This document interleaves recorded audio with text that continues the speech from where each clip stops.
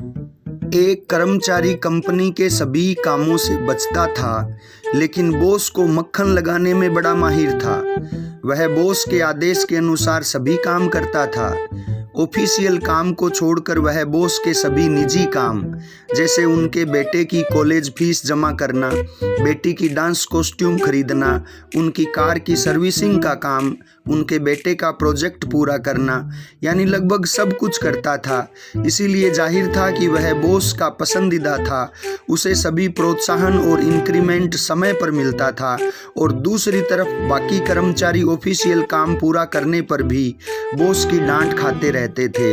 एक दिन अचानक बॉस की मां के निधन की खबर मिली। सारे कर्मचारी बहुत उदास चेहरे के साथ उनके घर भागे, जैसे उनकी ही मां का देहांत हो गया हो।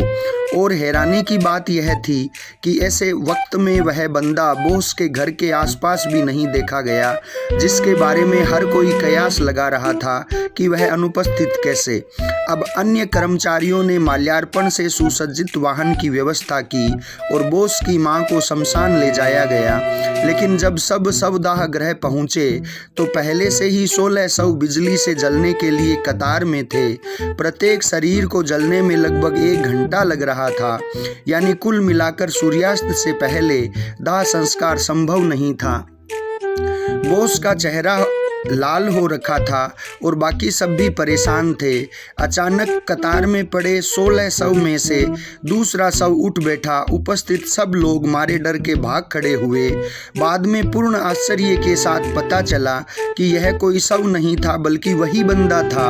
उसने तुरंत बॉस को बताया, श्रीमान माफ़ी चाहूँगा, सुबह से आपके घर नहीं आ पाया था, क्योंकि जैसे ही आपकी माताजी के देहांत का समाचार सुना और देखा कि सब आपके घर की तरफ भाग रहे हैं, तो ख्याल आया कि पहले यहाँ का भी इंतजाम देख लूँ।